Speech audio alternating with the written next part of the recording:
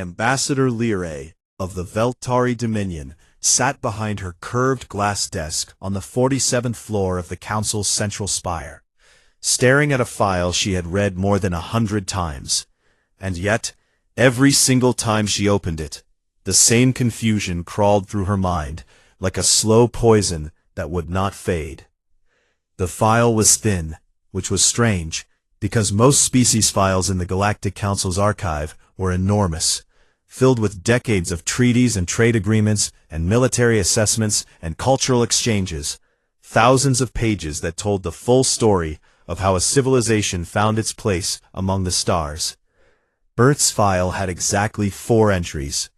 The first was a record of initial contact, dated 42 years ago, when Council deep space sensors had detected a faster-than-light communication signal coming from an unremarkable yellow star system on the outer edge of the Orion Arm, a place so far from the galactic center that most cartographers did not even bother to label it. The second entry was the formal invitation, transmitted in over 300 languages, after the Council's Linguistics Division spent 6 months decoding the strange and chaotic communication patterns of the species that called itself humanity. The third entry was the reply, and this was the part that made Lyrae's head hurt every time she read it, because it was polite, it was warm, it was even grateful, and it said, in terms that could not possibly be misunderstood, "Thank you for the invitation, but we respectfully decline at this time, and we wish you and all member species peace and prosperity." The fourth and final entry was a single line added by the Council's Department of External Affairs. No further communication received. 42 years of silence. Lyrae closed the file and leaned back in her chair, letting the pale blue light of the spire's ambient systems wash over her elongated features. Her 2 wide eyes, the delicate frills along her neck that fluttered when she was frustrated, which was often these days. She had been assigned to the Earth file 7 years ago, and in that time she had done everything a diplomat could do. She had sent messages, she had dispatched envoys, she had even personally traveled to the Sol system once, accompanied by a small diplomatic vessel and a translation team. And what she found there had unsettled her more than any war zone she had ever visited. Earth was beautiful, in a wild and uncontrolled way that made her uncomfortable. Oceans so vast they seemed to swallow the horizon, mountains that tore through clouds like broken teeth, forests so dense and green they looked almost black from orbit. And the humans themselves were just as contradictory as their world. They argued constantly, about everything, politics, philosophy, art, the proper way to prepare food, whether a particular animal was cute or terrifying. And yet, when Lyrae's shuttle had landed outside a city called Geneva, she had been greeted not with suspicion or fear, but with genuine, bewildering warmth. They had taken her to museums filled with paintings that made her weep without understanding why, to concert halls where sound was arranged in patterns so complex and emotional that her translator could not find words for what she was hearing, to restaurants where she tasted food that was so rich and varied she had to be carried back to her shuttle because her legs stopped working from sensory overload. And through all of it, through every conversation and every shared meal, and every gift they pressed into her hands with smiling faces, not a single human had shown any interest in signing a treaty. She had asked, of course, gently at first, then more directly, then almost desperately on her last night, sitting across from a human official named Chen, who had spent the entire week showing her around with the enthusiasm of someone who genuinely enjoyed her company. "Why will you not join us?" she had asked, and Chen had looked at her with those strange, small, forward-facing eyes that humans had. Predator eyes, she had realized with a chill, set in a face that smiled so easily. And he had said, "We like you, Ambassador, we really do. But we have looked at how your council works, and it is not for us. Not yet, maybe not ever, and that is nothing against you personally. But you would have protection," she had pressed, "trade routes, technology sharing, a voice in galactic governance. And Chen had laughed, not cruelly, but with a kind of gentle finality, and said, "We have survived ice ages and plagues and wars that killed millions of our own kind, and weapons that could crack our world in half. And we are still here, so I think we will manage." That conversation haunted Liray, because she had heard something in Chen's voice that she could not quite name. Not arrogance, bravado, but something deeper. Something that sat in the bones of every human she had met, like bedrock beneath a river. It was certainty, the absolute unshakable certainty that they did not need anyone else to survive. She had filed her report, and it had joined the dozens of other envoy reports in Earth's thin file, all saying the same thing in different words. They are not afraid of us, they simply do not care about us. And that, Liray knew, was the part that terrified the Council. Because the Galactic Council was built on a simple principle that had held for over 12,000 years. Every species, when confronted with the vastness of the galaxy and the power of those who already ruled it, would either submit willingly or be made to submit. There was no third option. There had never been a third option, because the galaxy was too dangerous and too competitive for any species to survive alone. Except humanity had chosen that third option, and, all logic, had not only survived, but thrived. They had built cities on Mars, and stations around Saturn, and research outposts in the asteroid belt, all without a single Council contract or a single gram of Council-supplied technology. They had done it alone, quietly, without asking for help or permission, and that fact sat in the stomach of every Council leader like a stone. Grand Arbiter Zorath, the ancient insectoid who had ruled the Council for over 3 centuries with a mind as sharp as broken glass, had watched Earth's silence grow from a curiosity into an irritation, and from an irritation into something that kept him awake during his rest cycles. He stood now in the chamber of the Inner Circle, a vast, dark room at the heart of the spire, where the 12 most powerful species held their private sessions, and his mandibles clicked slowly as he studied the holographic display of the Sol system rotating in the air before him. 42 years, he said, voice a dry rasp that carried the weight of centuries, and they have not changed their position by a single word. Perhaps they are simply stubborn, offered the representative of the Maloxi Collective, a gelatinous being who rippled with each syllable. Stubborn species eventually break, Zorath replied. Earth has not broken. Earth has not even bent. And that is what concerns me, because a species that cannot be categorized is a species that cannot be controlled, and a species that cannot be controlled is a threat to every system we have built. He turned to face the Inner Circle, his compound eyes catching the light of 1,000 stars displayed on the chamber walls. I am issuing a formal decree, he said, and the room went very, very still. Earth's silence will no longer be tolerated. We will make them answer, one way or another, because the alternative is something I refuse to consider. And far away, on a small blue world, orbiting an unremarkable yellow star, humanity slept and dreamed and argued and loved and built, completely unaware that the most powerful governing body in the galaxy had just decided that their quiet little life among the stars was about to come to an end. Or perhaps they were aware and simply did not care.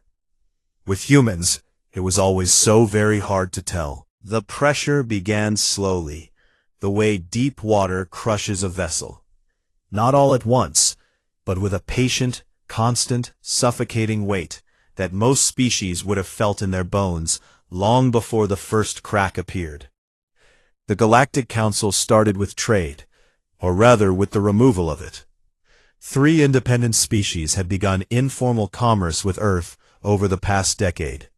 The Feni, a small mammalian race who traded rare minerals for human music and literature. The Caliph, bioluminescent beings who found human medicine fascinating.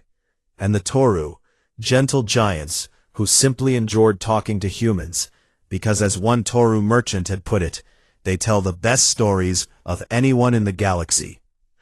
Within a month of Grand Arbiter Zorath's decree, all three species received formal council notices informing them that continued unauthorized trade with a non-member world would result in sanctions, increased tariffs, and the possible revocation of their council trade.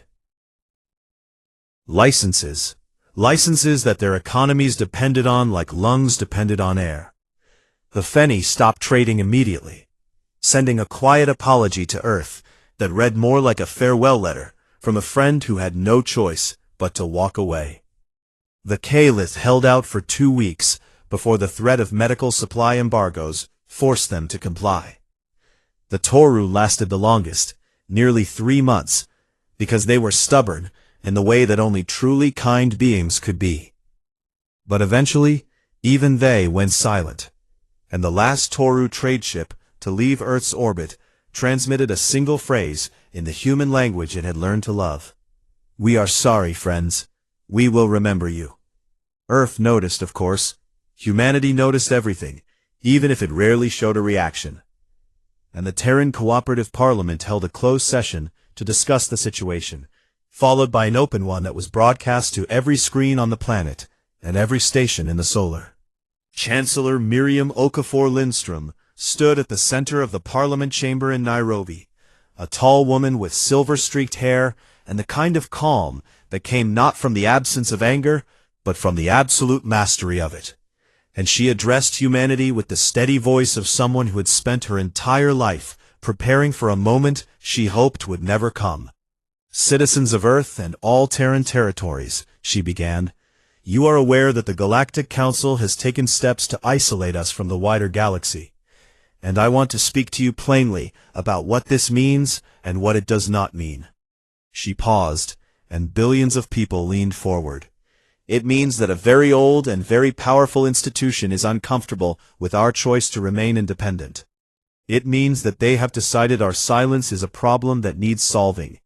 And it means that in the coming months and perhaps years, we may face increasing pressure to abandon the path we have chosen." Chosen. Another pause, longer this time. But here is what it does not mean. It does not mean we are in danger. It does not mean we are weak, and it does not mean we will change our minds, because our position has never been born from stubbornness or pride, but from a simple belief that every thinking being in this universe has the right to choose its own way forward, and we choose ours. She smiled then, warm and genuine, and utterly unafraid, and said, "We wish the Council no harm. We admire many of its member species.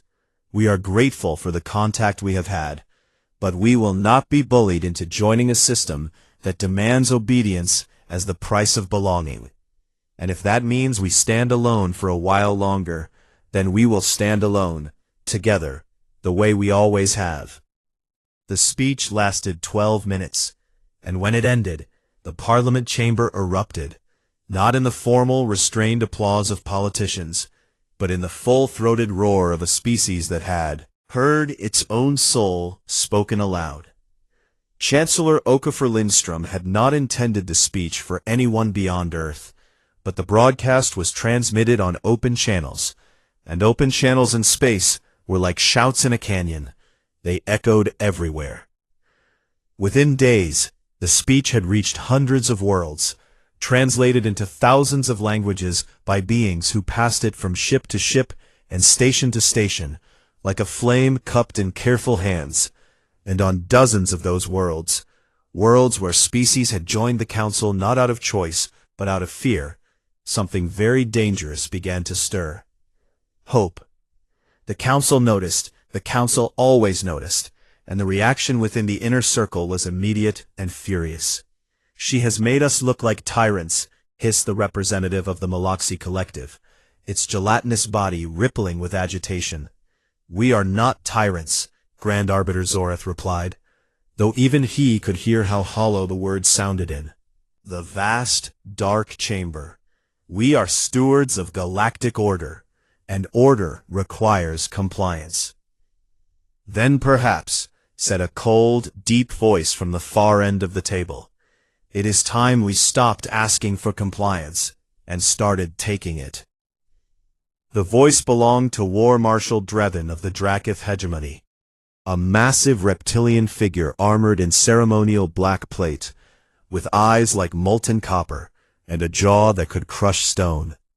And when he spoke, the room always listened, not because he was wise, but because he was terrifying. "These humans are prey animals," Drevin continued, leaning forward until the light caught the scars that covered his scaled face, like a map of violence. "They have no fleet, no weapons platforms, no orbital defense grid. They have nothing but words, and the delusion that words are enough. They have technology we do not fully understand," Ambassador Leray interjected quietly from her seat at the edge of the circle. "Suggest? Your intelligence reports suggest they build telescopes and hospitals and concert halls." Drevin cut her off with a sound that was half laugh and half growl. "I am not afraid of a species that spends its resources on music." The debate continued for hours, but the outcome was already decided. Zorath authorized a covert intelligence operation to be conducted on Earth itself, sending Council agents disguised as human-compatible species to live among the population and identify weaknesses that could be exploited.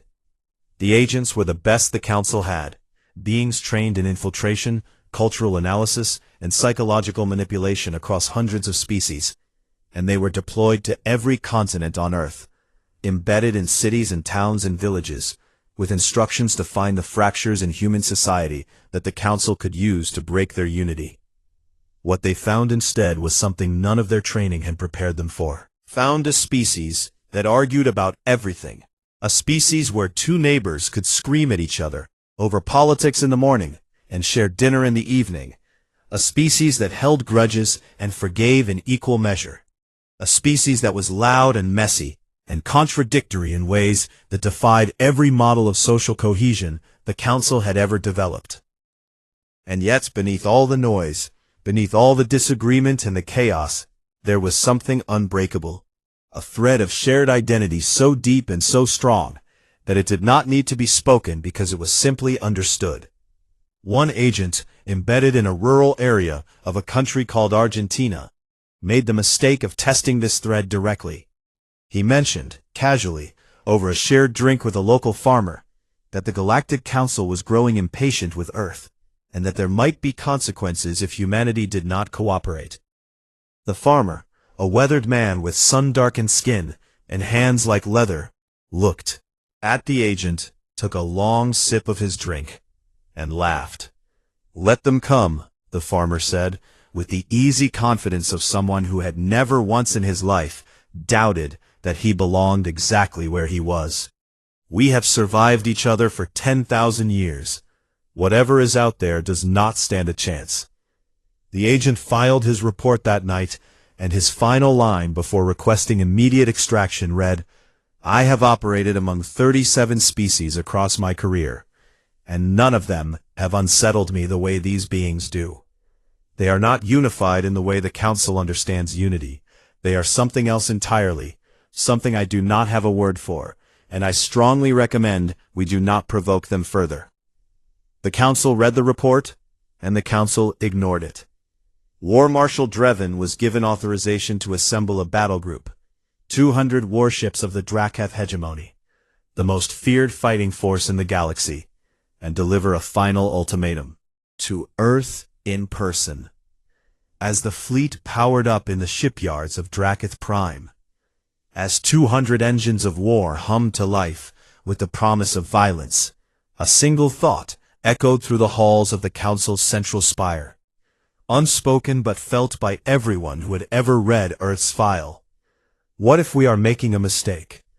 But the machinery of empire does not stop for doubt, and the fleet launched on schedule, burning bright across the dark between the stars, aimed at a small blue world that still had not raised a single weapon in its own defense.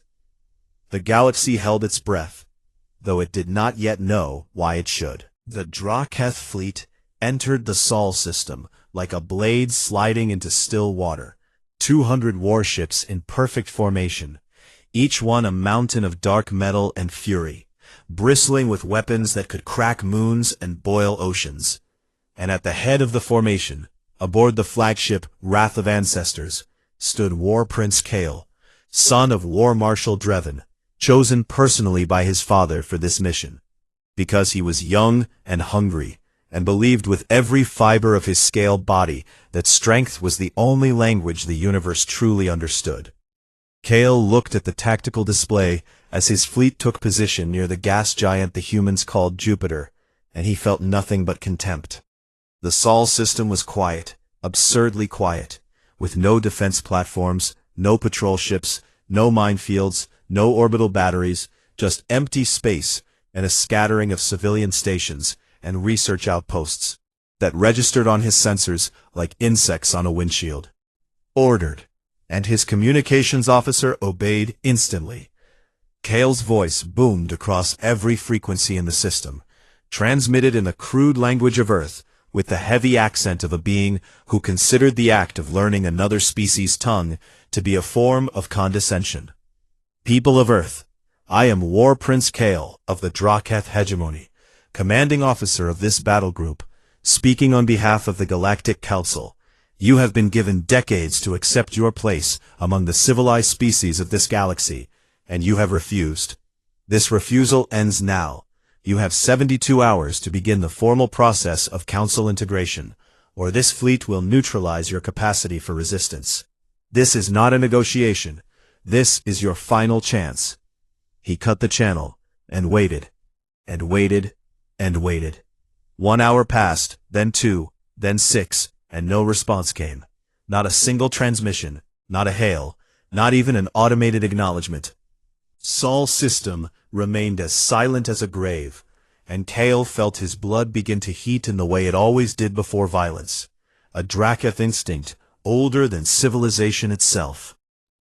They mock us with their silence, he said to his second-in-command, a scarred veteran named Torash, who had fought in 11 campaigns and survived each one by knowing when to fight and when to wait. Or they are afraid and do not know how to respond, Torash offered carefully. Prey freezes when it is afraid, Kale replied, his copper eyes narrowing, and frozen prey is still prey. I will not wait 72 hours for animals to find their voice. He made a decision then, a decision born from arrogance and impatience and the deep unexamined belief that the universe belonged to those willing to take it.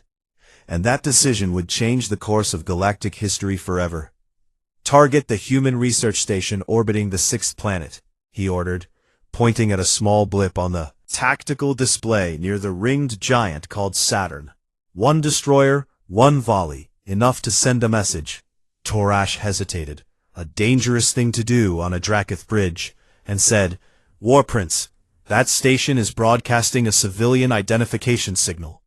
Our scans show no weapons, no military hardware, no strategic value. It appears to be a scientific outpost. Then it will be easy to destroy, Kyle said, and the humans will understand that we are not here to talk. Our scans also show, Torash continued, his voice dropping lower, approximately 3,200 life signs aboard the station, including a significant number of fire, Kyle said. The destroyer Iron Maw broke formation, accelerated towards Saturn, and unleashed a single concentrated barrage at the station designated ISS Odyssey, a sprawling, elegant structure of white metal and glass that hung in the golden light of Saturn's rings like a jewel suspended in amber. The Odyssey had been built 20 years ago as a deep space research platform, home to scientists studying Saturn's atmosphere and rings, engineers developing new propulsion systems, doctors conducting low-gravity medical research, teachers running the station's school, families who had chosen to raise their children among the stars because they believed that the future of humanity lay not just on Earth, but everywhere humanity could reach. 3,200 souls, researchers, engineers, doctors, teachers, parents, and 412 children who had never known any home but the stars. The barrage hit the station at the speed of light, and it came apart in a bloom of white fire that scattered across Saturn's rings like petals torn from a flower. And in the space of 3 seconds, every single life sign on the tactical display winked out, one by one, until the screen showed nothing but debris.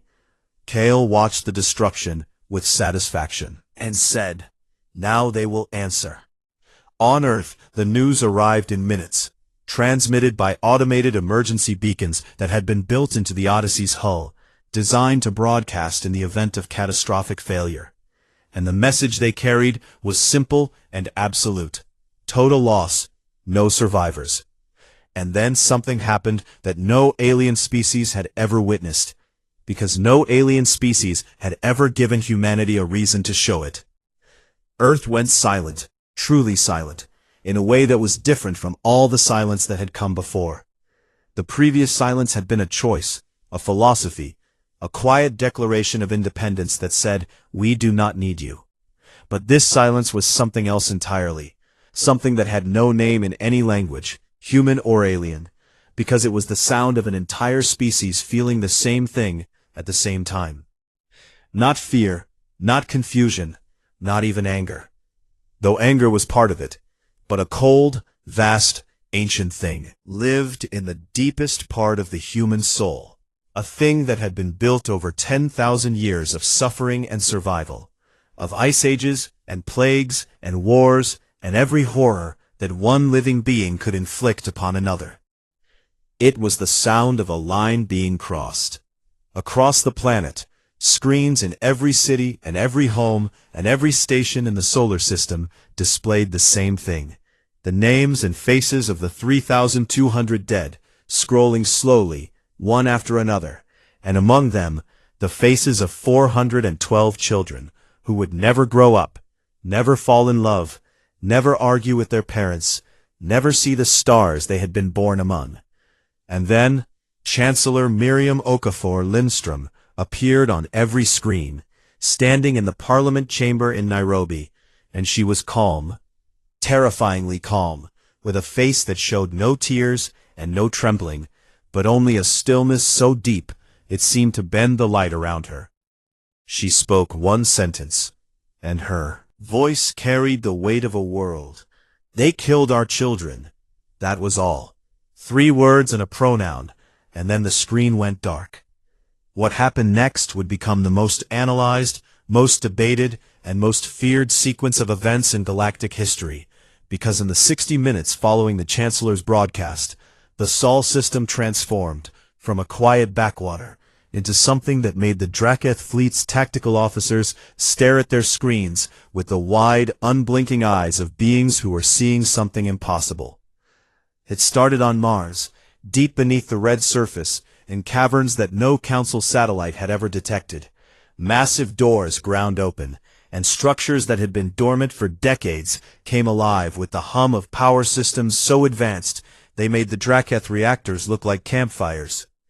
Then it happened on Europa, and in the asteroid belt, and in the dark spaces between planets, where humanity had hollowed out rocks the size of cities and filled them with machines that the galaxy had no name for.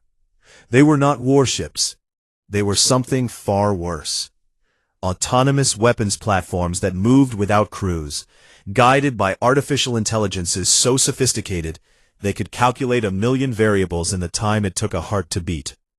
Relativistic kinetic systems that could accelerate projectiles to a fraction of the speed of light. Sensor networks that could track every atom in the solar system in real time.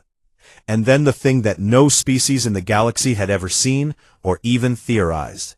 Fields of energy that twisted space itself, bending it into walls and barriers that nothing could cross. Not light, not matter, not even the fundamental forces that held the universe together. Quantum-locked spatial denial fields. Humanity had invented a way to fold the fabric of reality into a cage.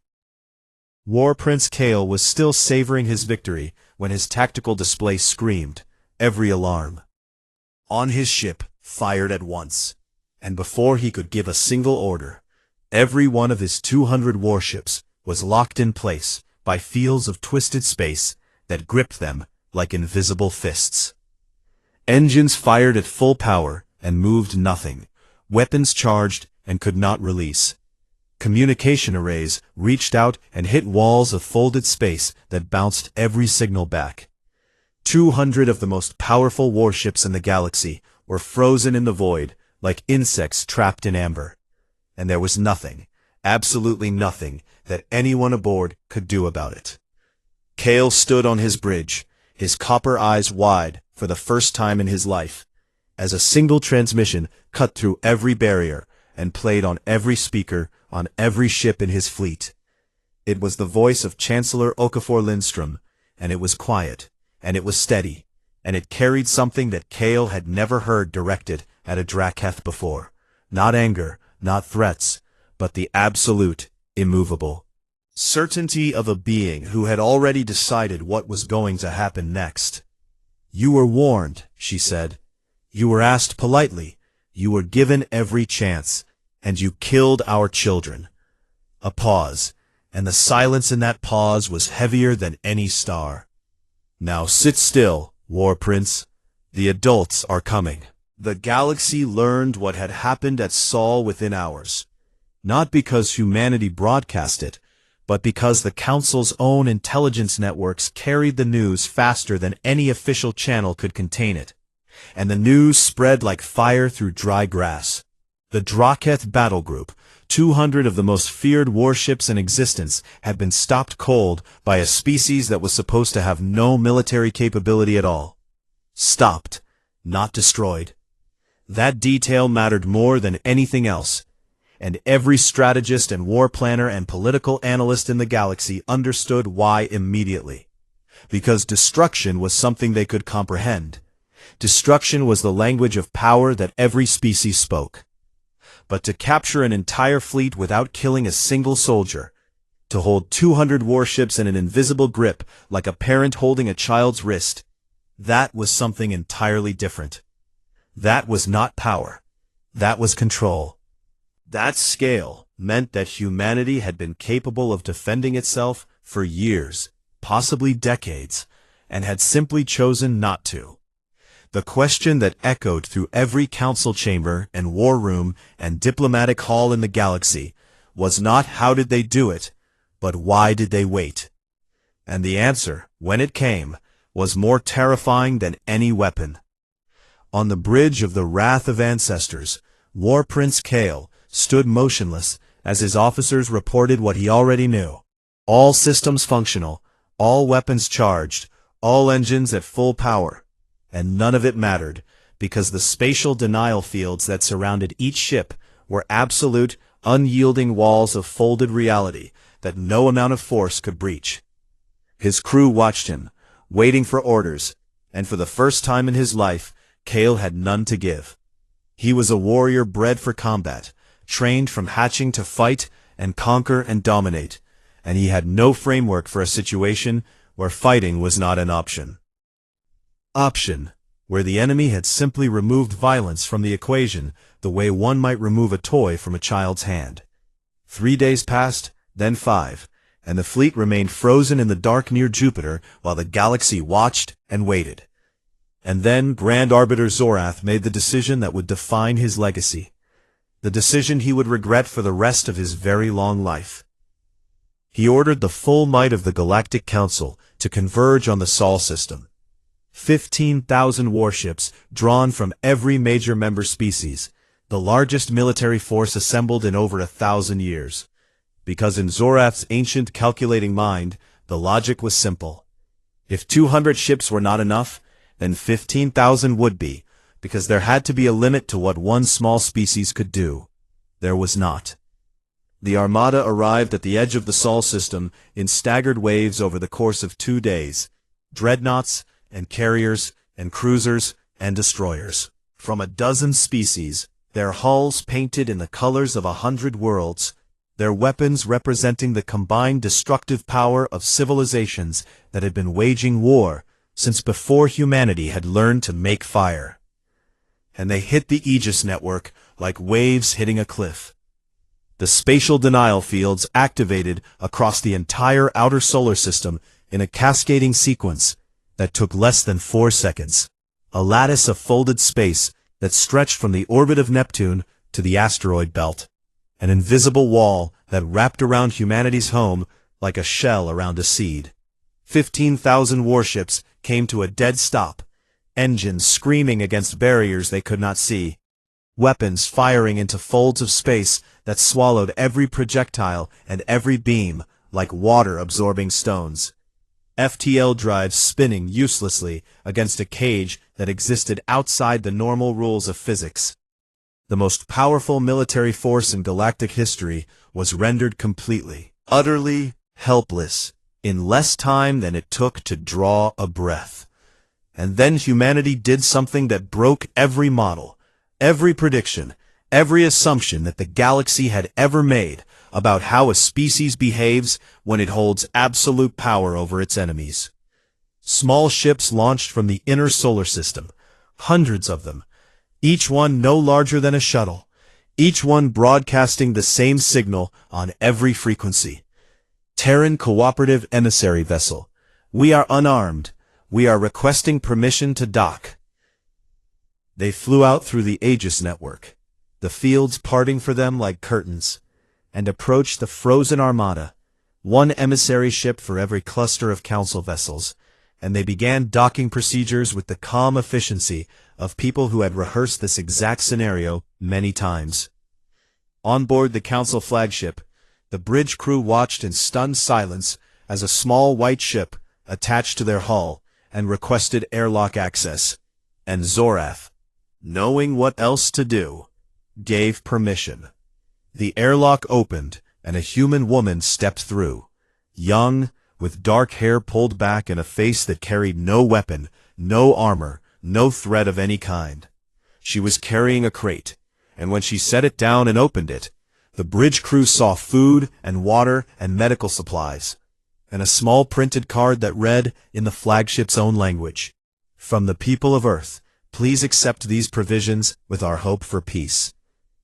The same scene repeated itself across thousands of ships, human emissaries boarding council vessels and delivering supplies with a politeness so genuine it felt almost aggressive, smiling at soldiers who pointed weapons at them, offering water to officers who screamed orders to have them restrained, placing food on tables, and stepping back with the patience of beings who understood that trust takes time, and had decided to invest it anyway.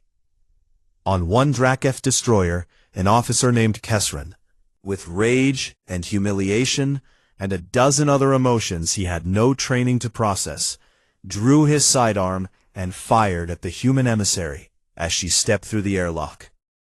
The plasma bolt struck her in the left shoulder, and she staggered, catching herself against the wall with her right hand, while her left arm went limp, and the corridor filled with the sharp smell of burned flesh, and the sound of Kesran's harsh breathing as he pointed the weapon at her face. The emissary, a woman named Sarah Okonkwo, 31 years old, a former teacher from Lagos, who had volunteered for the emissary program because she believed that the best way to end a conflict was to look your enemy in the eye and offer them bread, straightened up, pressed a bandage to her shoulder with practiced calm, and picked up the supply crate from the floor where it had fallen. She walked forward, slowly, until she was close enough to see the fear behind Kesran's rage. Because it was fear, she knew. Fear of a being whose entire understanding of the universe had just been shattered. And she placed the crate at his feet. "That is all right," she said, her voice steady despite the pain. "We brought enough for everyone." Kesran stared at her, at the blood soaking through her uniform, at the supply crate at his feet, at her eyes that held no hatred, no desire for revenge, nothing but a stubborn, impossible, infuriating compassion that he could not understand and could not fight. He lowered his weapon. The footage spread through the armada within hours, passed from ship to ship by crew members who could not stop watching it. And by the end of the first day, a phrase had emerged in a dozen languages that all meant the same thing. The humans are feeding their enemies. On the council flagship, Grand Arbiter Zorath stood before the main view screen and watched the feeds coming in from across his frozen fleet, feed after feed, showing the same impossible thing. Unarmed humans moving through ships full of soldiers, handing out food and medicine and blankets with the easy warmth of neighbors helping neighbors, and not a single one of them asking for anything in return. His advisor, a quiet Velthari scholar named Pale, who had served him for 60 years and had never once offered an opinion without being asked, stood beside him and watched the same feeds. "I do not understand," Zorath said, and his voice was small in a way that a Grand Arbiter's voice should never be. "We came here with 15,000 warships to force them into submission. We threatened their world. We destroyed their station. We killed their children, and they respond by feeding us." He turned to Pale, and for the first time in centuries, the most powerful being in the galaxy looked lost. "Why would they do this?" he asked. Pale was quiet for a long moment, watching the screen where a human man was showing a group of bewildered insectoid soldiers how to open a container of something called chocolate, laughing when one of them accidentally squeezed it onto his own face. "Because they are showing you what strength looks like, Grand Arbiter," Pale said softly, "and I suspect you are feeling something you have not felt in a very long time." "What is that?" Zorath asked. Pale looked at him, at this ancient, powerful, brilliant being who had ruled a galaxy for 300 years and had never once encountered a species that responded to violence with kindness, and said a single word: "Shame." Zorath said nothing, because there was nothing to say. He simply stood there, watching the feeds, as the humans moved through his fleet like water through stone, gentle and unstoppable, and the fleet that had come to conquer slowly, quietly, began to understand that it had already lost, not to a weapon or a strategy or a show of force, but to a species that had looked at the worst the galaxy could offer, decided, with absolute conviction, that the answer was not to fight back, but to be better. And in the silence of the flagship bridge, with the stars cold and bright beyond the view screen, Zorath felt something crack inside himself. Not his will, not his pride, but something older and deeper. The peace talks were held in Geneva, because humanity had a long memory, and Geneva had been a city of diplomacy for centuries, a place where enemies had sat across from each other and chosen words over weapons, not because they had forgotten how to fight, but because they had learned, at terrible cost, that fighting was the easy part, and living with the consequences was the hard part. The conference hall had been built specifically for this occasion, a vast circular chamber with a domed glass ceiling open to the sky, so that every delegate could look up and see the stars they had come from, and remember that the universe was larger than any single species' pride. Over 400 species sent representatives, not just the major powers of the Council, but dozens of smaller civilizations that had spent centuries in the Council's shadow. Species that had joined not because they wanted to, but because the alternative was annihilation. And they came to Geneva because for the first time in galactic history, someone had proven that there was another way. The Draketh were present, because Chancellor Okafor Lindstrom had insisted on it. You cannot build peace by excluding those who broke it. She had told her advisors when they protested. You build peace by giving them a seat at the table and trusting them to earn it. War Prince Kale arrived with a small honor guard and immediately retreated to his assigned quarters in the diplomatic wing, refusing to attend any sessions, refusing to speak to any human, refusing to do anything except sit in silence behind a locked door while his officers attended the talks in his place. No one pressed him. The humans especially seemed to understand that some wounds needed time before they could be cleaned.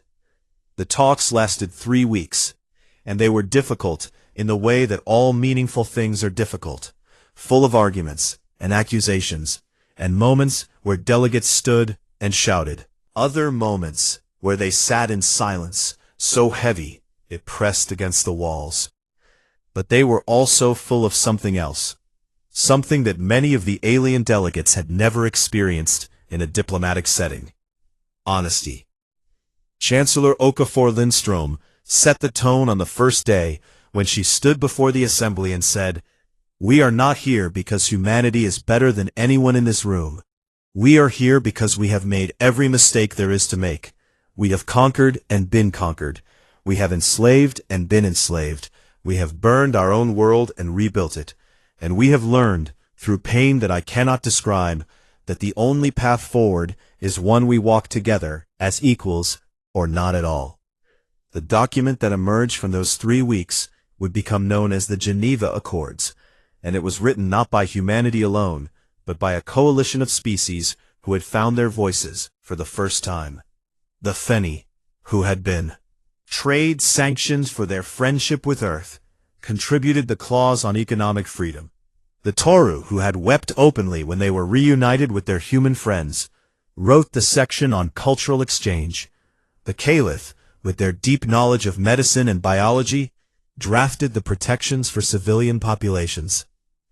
The Accords enshrined principles that Earth had always lived by, but that the galaxy had never codified.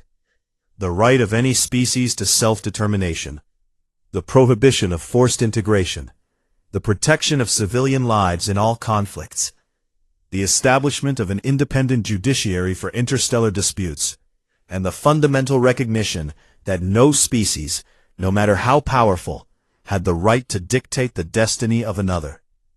Grand Arbiter Zorath struggled. This was visible to everyone who watched him during the talks. The way his ancient body seemed to carry a weight that had nothing to do with gravity. The way his compound eyes dimmed when clauses were read aloud that essentially dismantled the system he had spent 3 centuries building. But on the 14th day, when the clause on equal representation was being debated, and several species demanded that the old council hierarchy be maintained, with modifications, Zorath stood and spoke in a voice that cracked with age and something deeper. I have ruled for 300 years, he said, and I believed, truly believed, that I was building something good, that order was the highest virtue, that compliance was the same as peace, and I was wrong. The chamber went silent. The humans showed me that I was wrong, he continued. Not with weapons, not with threats, but with a crate of food and a woman who took a plasma bolt to the shoulder and still offered kindness to the one who shot her. I do not fully understand these beings, and I suspect I never will. But I understand this much. The system I built was not peace. It was control wearing the cape, mask of peace, and I will not defend it any longer. He sat down, and the vote on equal representation passed unanimously. In a private moment near the end of the talks, Zorath found himself alone with Chancellor Okafor Lindstrom in a small garden adjacent to the conference hall, a garden filled with flowers from Earth, their scents mixing in the warm air like a conversation between colors. May I ask you something? Zorath said, and Okafor Lindstrom nodded. You had the power to destroy my fleet, to cripple the Council, to reshape the galaxy by force. Your technology is decades, perhaps centuries beyond anything we possess. Why did you not use it? Why feed us instead of fight us? Okafor Lindstrom looked at him, at this ancient being who had ruled a galaxy and was now standing in a garden, asking a question that a child might ask, and she smiled. Not with triumph, but with the bone-deep weariness of someone who carried the weight of history on her shoulders every single day. Because we have already tried that on ourselves, Arbiter, she said. Every empire we ever built fell. Every tyrant we ever crowned was eventually toppled. Every war we ever fought left scars that lasted longer than the victory. And we learned, slowly and painfully, that power without mercy is just cruelty with a longer reach. She paused, looking up at the sky, where the first stars were beginning to appear. We did not want to add our name to the list of empires that thought they knew better, she said. We wanted to be something new, something that proved a species could be strong and kind at the same time. Naive to you, then I would ask you to consider the alternative, because we have seen the alternative, and it nearly destroyed us. Zorath was quiet for a long time, and then he said, Your species frightens me, Chancellor. Good, she replied gently. We frighten ourselves sometimes. That is what keeps us honest. On the 19th day of the talks, War Prince Kale finally emerged from his quarters. He had not spoken to anyone in nearly 3 weeks, and the change in him was visible. His scales had dulled from stress. His posture had lost the rigid arrogance that Draketh warriors wore like armor. And his copper eyes held something that no one who knew the Draketh would have thought possible. He walked through the halls of the diplomatic wing without escort, past human guards who watched him pass without reaching for their weapons, through corridors decorated with art and photographs, and the quiet evidence of a species that valued beauty as much as honest strength, until he reached the central plaza of the conference grounds. In the center of the plaza stood a memorial, a wall of white stone, smooth and featureless except for the names carved into its surface. 3,200 names in 3,200 different handwritings, because each name had been carved by a family member of the dead. Kale stood before the wall, and he read the names, all of them, every single one, standing motionless for over 2 hours, as the sun moved across the sky and the shadows shifted around him. And when he reached the end, when he had read the last name of the last child who had died on the station he had ordered destroyed, he did something that made every human present stop and stare. He drew his ceremonial blade, a weapon that every Draketh warrior carried from the day of their hatching to the day of their death, and he cut his own palm, deeply, without flinching, and held his hand over the base of the memorial wall, letting his blood fall onto the white stone. It was a Draketh's tradition older than their civilization, the shedding of self, performed only to honor fallen enemies of extraordinary valor.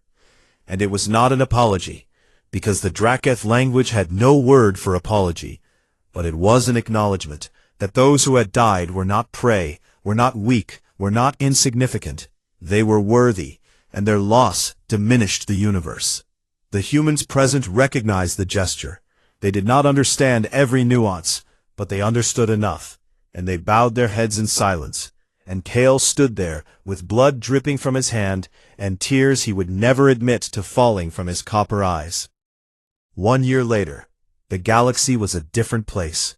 The Galactic Council had been dissolved and reformed as the Galactic Assembly, a body built on the principles of the Geneva Accords, where every species had an equal voice, regardless of military power or territorial size, where disputes were resolved by an independent judiciary, and where the use of force against civilian populations was classified as a crime against all sapient life. Earth had formally joined, on its own terms, as it had always insisted, and humanity's technology, including the spatial denial fields, had been shared freely with every member species, given not as a weapon, but as a shield, so that no world would ever again face the threat of orbital bombardment. The Feni resumed their trade with Earth, and discovered that human music had become the most sought-after commodity in the galaxy. The Toru became Earth's most enthusiastic ambassadors, traveling from world to world, telling stories about their human friends, with the joy of beings who had found their place in the universe. And the Caliph opened a joint medical research institute with human doctors that would, within a decade, eliminate 3 diseases that had plagued the galaxy for centuries. And in her office, in the Veltari diplomatic headquarters, Ambassador Lyre sat at her curved glass desk and opened Earth's file.